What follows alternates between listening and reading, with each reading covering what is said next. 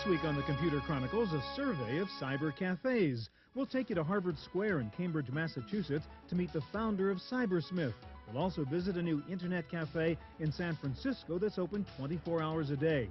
We'll show you what there is to do in a cyber cafe. And we'll take you behind the scenes to show you the network that runs this cyber store in Boston. All this and more coming up next on the Computer Chronicles. Computer Chronicles is made possible in part by SoftSource Incorporated, publishers of Pro One software, educational software for young adults. And by Upside, the business magazine for the technology elite. Hi, and welcome to the Computer Chronicles. I'm Stuart Chaffee, and we're here in a cyber cafe. In fact, this one is called Cybersmith, and it's called that because the guy who owns it is named Marshall Smith, and that's the guy over here. Marshall, let me ask you about the cyber cafe thing. Why do people come here? What's the point in a cyber cafe? People come for lots of different reasons. The primary part of it is that people come to learn about the internet. What is it that's happening in technology? Other people come because they're already on the internet, but they're interested in what's new, what's happening, and then they want to be in a social setting. This is a way you can meet other people who are interested in computers, but it's also a way where you and your friends and your family can just come in and play with things. I mean, for example, one of the things I occasionally do is come here to fiddle with a game that I don't want to buy. You can find kiosks here that are loaded with very recent computer games that you can just try out for a few minutes for a few dollars and decide whether or not they're worth the effort. And there are a few things here I've seen and I've said, oh, I'm going to run right out and buy that. And then there are other things where you look at it and go, nope, sorry. All right, so you get newbies here, plus you get technophiles, both kinds of people? Sure. We were amazed at how many technophiles we have. We thought it would be mostly newbies, but the computer literate person is very interested in getting out and seeing what other people are doing. In a place, for example, like this one, has all kinds of very advanced books on the subject and an opportunity for you to try out various kinds of software. But that same thing makes it attractive to somebody who doesn't know what he's doing. You can pop down here, spend a few bucks, play around, see if you like to work on Macintoshes or Windows machines, and it's a good way to sort of get an introduction. All right, now I said one of the reasons people come here is to socialize. I mean, the image of the guy on the net is sort of this loner, just him and his computer. But people actually, I mean, is this a pickup place? You have guys and girls and they meet each other and so on? Well, I think that's the remarkable thing about the internet, is that it takes the world of technology out of the one person, one computer, and opens up the rest of the world to everybody. We were voted the best first date in Boston, so that there is a social atmosphere feeling to it. Oh, is this kind of a Cheers with terminals? Is that what goes on here? Yeah. Well, I guess Cheers, if we could do as well as Cheers, I think we'll be all right. All right, so you do have women come here in addition to men. Now, what do most people do when they come here?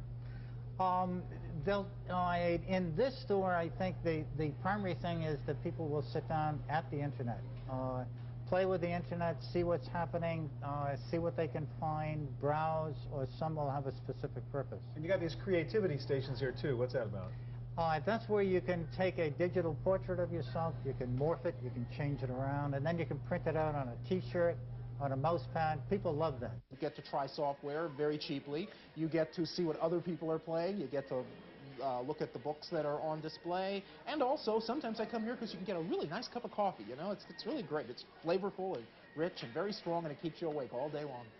All right, now you call this a store, so I mean this is really more cyber and less cafe than the usual cyber cafe, isn't it? A cafe, a cyber cafe most often is a cafe that has some internet stations. We like to think of ourselves as a technology store with a cafe to set the atmosphere for the technology. So you sell software, you sell books, you sell all that kind of stuff. Sure. And you sell time on the terminals. Time is our primary product. Yeah. And then we also sell a lot of the t-shirts and the sweatshirts, as I said. All right, now before. if you are a newbie and you come here, you've got these people called technosmiths that can actually give you live, real human help here? The technosmiths will show you around, tell you what's happening in the store, and then when you sit down, they're always around to give you a hand if you need help.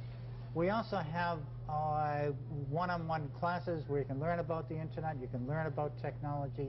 It's kind of a store for all purposes. All right, you got all kinds of terminals here, and I see keyboards and monitors, but I don't see a real computer anywhere here. Why is that? When I first talked with our architect, I said that I wanted it to be as non-intimidating as possible. Hide the CPUs, put the monitors in stained wood, give us cushioned seats, give it a friendly, welcoming atmosphere. And keep people away from those floppy drives, right? You don't want them sticking discs in there. And it seems to have worked. I mean, people really like the store. There are some cyber cafes where they have the CPU, the box sitting right in front of you. For example, the one I mentioned in Chicago, I came there because I could take my floppy with me. I had a laptop at home, and I just take the floppy with me, stick it into their CPU, download my mail. Here, you can't exactly do that because they don't give you access to the box. They don't want you messing with it. So that varies from place to place. Well, now, one of the reasons you come to a cyber cafe is to play with cool new stuff that you can't otherwise see. Well, one thing I'd like to get my hands on is the new 64-bit Nintendo. We're going to play with one here in just a minute.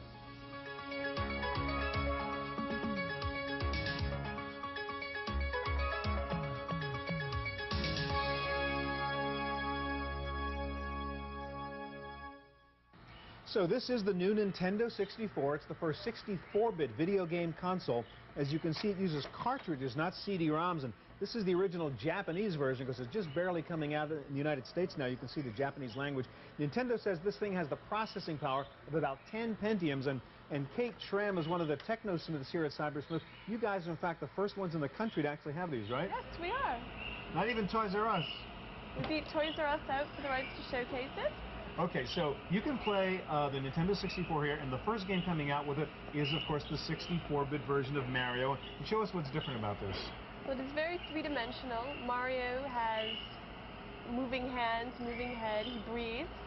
You can have different views. You can zoom in to get a closer picture, or you can zoom out for a more aerial view. And I think what's cool, I mean, this is like Doom meets Mario, right? You can move left, right, up, back, all the way around. It's full 3D. So what's the point in the game? Well, you're trying to save the princess. Right now we've gone inside the castle. There are different rooms with different challenges to them. We are going to go into this room. Some are locked and you need keys to get in. And since the directions are in Japanese, it's very challenging. Right, so far. All right, now there's no bad guys that are about to blow you up here, right? No. Okay, so where are we now? We're in a garden type area. Yeah, the motion is really great. He stops, he turns, Can he jumps. jump? Can he swim in that pool? He can swim. Have him swan dive. All right. All right, now this is Mario 64. Another new game coming out with the Nintendo 64 is Pilot Wings. Can you show us that one? Certainly. Okay. Okay, Pilot Wings is a flight simulator game. We're taking off right now. What are we flying, Kate? What kind of vehicle is this? We're in a gyrocopter. Wow. Okay, so we're on some little island here, and we see really detailed backgrounds, really smooth movement. Yeah, wow. And what's the object? What are you trying to do? Trying to fly through these hoops, control your aircraft to the best of your ability. So you get points for doing certain things? Yes, and you're also, further on in the game, you can shoot different objects. Some of them are as small as a kite. And we see the water's got great detail. There's waves, there's clouds there that you actually fly through. All right, come back to the ground so we can kind of see what those backgrounds are. But I mean, you have a gun, do you shoot people? Are people trying to shoot you? No, no one is trying to kill you. Another peaceful game, I don't believe it. All right, so you want to have to figure out how to land without crashing, is that the deal here? Yes, it's very hard to do. That's the hard part of flying, isn't it? Just the It's trick. really smooth, yeah. I'm not coming in straight. Ooh, into the wall. Have you landed successfully on this? 3 times. All right. Is it kind of easy to do, or how hard is it to learn? It is easy to do. You learn by doing it. Yeah, That's part of the fun, too. Those backgrounds are really great. All right, so that's Pilot Wings. Thank you. All right, there are many flavors of Cyber Cafe. Some of them focus on the social aspects of meeting people. Some of them focus on the games and the virtual reality world. We're going to take a tour of some other Cyber Cafes now with Giles. In the cool, hip neighborhoods of San Francisco, the cafe is a hangout, a kind of community living room where you can meet a wide sampling of humans and other species. Patrons of the Horseshoe on Haight Street settle comfortably into well-used chairs and tables to read, sketch, and sip espresso. But some regulars come in to use the computer terminals at the back of the room, to look for apartment rentals or roommates, and to check their email on the local cafe network. San Francisco's newest cyber cafes have a very different look. and computers are much more a part of the decor. At CoffeeNet in the Soma district, local workers from Multimedia Gulch come in to meet friends, to eat lunch, and to surf the World Wide Web. It's where the social animal meets the digital animal. What we decided is that we wanted a social arena where people could come in and have some fine foods, an upscale type of environment, an alternative to, say, bars, as well as having, the internet access where they could enjoy going out and sharing some of their finds with some of their friends, that type of environment. CoffeeNet's clever arrangement of tables and terminals tends to foster group use of the PCs, but the owners are still searching for exactly the right formula. We've been watching people, and there seem to be two groups, the type of people that come in and they're a one-on-one with the computer, and yet of late we've been seeing the people coming in and bringing friends and saying, hey, come on over and see what I found, it's really great, this type of thing. A few blocks away in Multimedia Gulch, an old commercial space has been transformed into a high-tech candy shop. At the 24-hour Internet Alfredo, it's a short walk to the espresso machine, but the path takes you by a lavish collection of expensive hardware. The cafe's owners are keen to create a lively social environment, even throwing parties for the locals. But they are just as serious about attracting serious computer users. In particular, we're talking about the companies that need a place to meet after a conference and when they're away on a trip, or the business traveler that is away from home, or again, the people who live, the people who live here and are independent contractors. They have very good contracts and they need a place where they can work fast, inexpensively, and reliably. There are no leashed lizards at Internet Alfredo, but all the new cyber cafes are still learning how to mix the social and the digital, even if they sometimes seem contradictory. Not at all. On the contrary, they complement each other. How? Huh? How? That's a good question. For the Computer Chronicles, I'm Giles Bateman. We're here at one of the creativity stations at Cybersmith, and here to help us out is one of the techno-smiths, and Vanessa Fernandez is going to help us. What can I do here, Vanessa? Well, first you can make your own screensaver, you can make your own digital portrait, your own video greeting card, your own personal web page, or you can just draw. Okay, all using a picture of me we can take right here? Absolutely. Let's do it. Okay, so what do we do? So you selected the digital portrait. Yes, you can make your own mouse pad, your own t-shirt. Okay, and what's the software we're going to use here that you're loading? It's a mixture of Dabbler and Adobe Photoshop. It's a custom design program by Cybersmith. Okay. And there it is. Okay, there you are. What do I do? I want you to look up at the lens. I have to mug this camera? Am I getting about here? And I want to see some teeth. Right. I like that. What a smile. You did it. Okay. All right. Can you make me prettier? That's what I want here. Well, do you want to be black and white? It might help. Yeah, maybe all black would be great. Let's start out and see what happens. All right, so you can apply all those different filters, huh? Yes. Oh, I like that. That's not so bad. Okay. Now, background? I'm going to give Stars. you some color. Yeah, put me out in space. Okay. I like that idea. Oh. We didn't quite get into space. Oh, that looks nice. You like that, though? Yes, I do. All right, we'll try it. Gives you a classic look. I'm going to send it to the print counter. All right, send it to the print. So to get my mouse pad now, we have to go over to the print counter? Exactly. Let's go do it. Okay. Okay, we're here at the print station with Vanessa. What do we do next? Okay, I'm going to enlarge your picture. Okay, so there's a picture we just took. And so you're bringing it over to, what, your software that you're going to print from? That's right. So I'm sending it to the printer right now. What would you like? We're going to do a mouse pad, okay? Okay, mouse pad. No problem. F4 is mouse pad. F4. And print. That's right. It's printing right now. You can see. All right, so there's our printout. Yes, it is. And what do you have to do now, Vanessa? I have to cut it out along the image so it fits on the mouse pad. Okay, so you're going to make it a size that will print out onto that mouse pad. Exactly. And this is the real high-tech cutout system here. That's right. I'm an expert. I think I see a need for another invention, Vanessa. What would that be? A photo cutter, an automatic photo cutter. And that's a special kind of paper, huh? Yes, it is. It's all shiny? It's transfer paper. Okay, makes sense because you're going to transfer it to a mouse pad. That's right. There we go. All done. Okay, so what do we do now? Well, now I have to get your mouse pad. Here we go. Center it.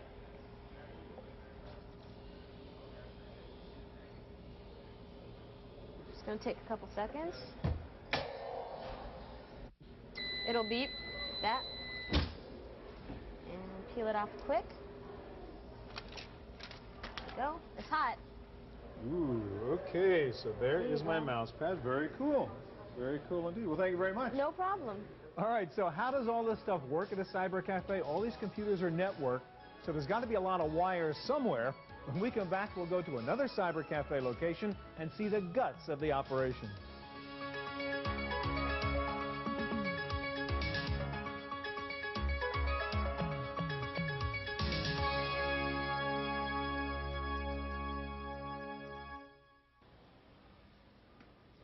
Behind every neat networked desktop PC is usually a very messy wiring closet like the one we see right here. In fact, where we are right now is Network Central at a cyber cafe in Boston. And the guy who put all this together is Bill Haw of Digital Equipment Corporation. Bill, give us a kind of guided tour. What's the architecture of the network here? The architecture is based on the DECON 900 multi-switch. The unique features of this platform are it's simple, easy to install, and provides fault tolerant and bandwidth. All right, what are the actual components? What are the boxes we're seeing there? Basically, the boxes you're seeing are fault-tolerant power supplies, so the system is never down. You're seeing Ethernet repeaters, which are aimed at connecting every machine here, every computer here, 50, 60 computers, all the virtual reality machines, everything's on the network. That's the nerves. Ethernet switching, which provides a lot of bandwidth for this environment so that I can continue to grow the applications, and internet access through a roundabout router, which provides T1 and ISDN backup. What were the special issues in putting together a network for this cyber cafe environment? And you have to kind of make it idiot-proof because you don't know who's going to be using these terminals? Well, we don't think there are any idiots coming here. We think they're curious users. And so that means that they're interested in exploring things. They're interested in exploring the software environment of the internet and on the PCs and Macintoshes. That means Cybersmith pays attention to the software environment to keep it clean and make it reliable. It has to provide service all the time because users expect that when they come in. We pay attention to providing them features in the network products should that somebody unplug a wire, one of those curious users, that won't perturb other users on the network. All right, you're talking about the curious user. What about the guy who may have a little hacker instinct in him, comes in here, sits down at a terminal? Can he get inside and do damage to the network or to somebody else's terminal? The network is viewed as a utility here, so that that can be managed and controlled by the Cybersmith staff, but that users on the network wouldn't perturb the facility. In the same way, you don't expect your telephone to be able to crash the phone network. Okay, thank you very much, Bill. All right, that's a look at the network. One thing we haven't looked at yet is the virtual reality here at a cyber cafe. That's really one of the cool things where you put on the goggles and go gaming in a virtual world. We had Giles check that out. Sitting in front of a computer game can be exciting if you stretch your imagination, but it's only a two-dimensional experience. The next step for the serious game player is to break through that barrier into 3 dimensions. And some of the new simulation and virtual reality systems do just that. The Experience system from Ferris Productions is a VR simulator featuring a specially designed chair that creates a sensation of floating. The headset is more of a sensory device than a game environment as players travel through different surroundings enhanced by 3D sound effects and synthetic odors. The more traditional VR headsets, like this Virtuality Viewer, still rely on shoot-to-destroy games, and they are still very popular. All right, you're going to be stuck in a video game. This game is called Missile Command. What it is, missiles are falling from the sky, and you want to shoot them before they hit the ground. All right, you have unlimited lasers, but you only have 10 missiles, so you want to use those cautiously. So here's the gun. What you want to do is hold this down the whole time. These are your lasers. Well, computer games, it's not like virtual reality, you know what I'm saying? It's cooler because you can see everything, and when you look around, you can look, you look this way, and it looks that way. But on a computer, you just like look at one thing, and your eyes start to water because you're just sitting there, and then your back hurts because you're just sitting down all the time, you know what I'm saying? Sports simulation games use a different approach by adding the physical sensation of movement. Alpine Racer, a ski simulator, uses glow shading to add fog, ice, and snow over the 3D graphics. As in real life, players must use the edges of their skis to maneuver the turns. Still, there are a few subtle differences. I think the slopes are slightly more intense in this video than they are in life, and actually they go by faster. It seems faster, actually. It's not as cold. I've never skied before, so this is my first time to play the game, and I think basically it's easier to control.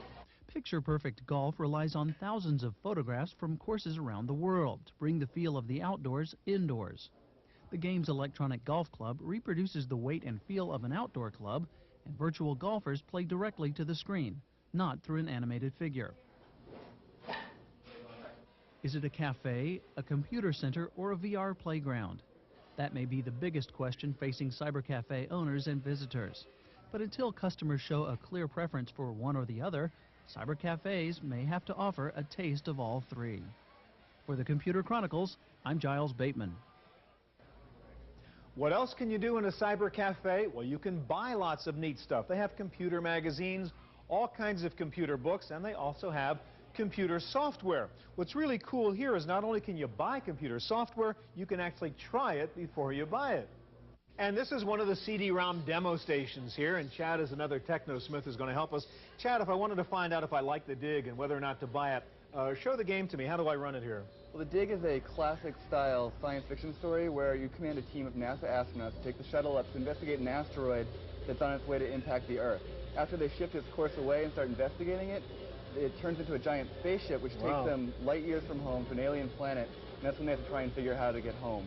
And that's when the story really begins. I like it. My kind of game. All right, thanks a lot. All right, there are other things you can do here in a cyber cafe. They have, for example, T-shirts and hats and sweatshirts with computer-related themes on them.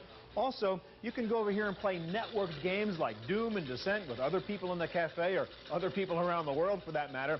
In fact, what do most people come to a cyber cafe for? To log on to the internet. All right, you've just logged on to the internet here. Now let me ask you, how do you do this at a cyber cafe? I mean, how do you pay for it? Well, everything runs on a cyber card, which operates all of our computers here. So you're basically buying a certain amount of time, and that gets, what, recorded on mag stripe on the card? Yeah, it's kind of like a debit card, and we've got a magnetic stripe, and you just put it into the reader and swipe, and you're ready to go. And so you got an hour's worth of net time or something like that. All right, now let me ask you, do I have to have my own internet account to do this, or can anybody walking off the street and use one of your accounts? Anyone can come in and get a cyber card. Now, what's really cool about logging onto the net or the web here is it's really fast compared to at home, right? Right. We use T1 fiber optic cables, and they're 52 times faster than 28.8 modems, which is what most people have in their home computers. So here I don't have to sit and wait No all waiting, the time. usually, no. All right, what's the website you're looking at right now? It's a hot one this week. It's Escape from LA. This is the official site of the movie. And just by clicking on the picture here, we can go to an interactive game, or we can look at videos of the movie or listen to music from the soundtrack. All right. Well, that's our look at cyber cafes on this week's Computer Chronicles. We'll be back again next week with more of the latest on personal computers and the internet. I'm Stuart Chaffee. We'll see you here next time. Computer Chronicles is made possible in part by SoftSource Incorporated, publishers of Pro One software, educational software for young adults. And by Upside, the business magazine for the technology elite. To order a videotape of this program, call 1-800-916-PCTV. Please ask for tapes by show number and title. And for more help in keeping up with the fast-changing world of personal computing, order the Chaffee Letter. Each month, Stuart writes in detail about topics covered on Computer Chronicles and includes his commentaries on the technology that directly affects how you use your computer. To subscribe or for a free trial issue, call 1-800-916-PCTV. The Chaffee Letter, your solution to information overload. For more information on anything you've seen on today's program, check out our website at www.pctv.com. Here's the gun. What you want to do is hold this down the whole time. These are your lasers. It makes no difference. These are your missiles, though. Those be very careful with. You want to save those for the big mosquitoes and for the big airplanes. It'll let you know, because as soon as I put the mask on you, you'll get the full rundown. You'll get the directions for those, okay? Turn, you take your gun, you just kind of turn it back and forth like this. Like I said, you'll get the full rundown after we put the mask on you. Okay? Super. So why don't you hop up in here. I'll help you put the mask on. You want to look this way. Over here, this is going to focus. There's one for each eye. Okay? So I'm going to put it on over your eyes and ears. Here we go. Is it over your eyes? Yep, pretty much. Okay, let me know when it's nice and tight. That seems fine. Okay. Is it focused at all? Pretty good. All right, just in case you want to change it. Put your hands, just need to turn those. Yep. Okay. Okay, you all set? Yep, I guess so. All right, here's your gun. Use this finger or this finger right in here. Okay, I'm going to start up the game.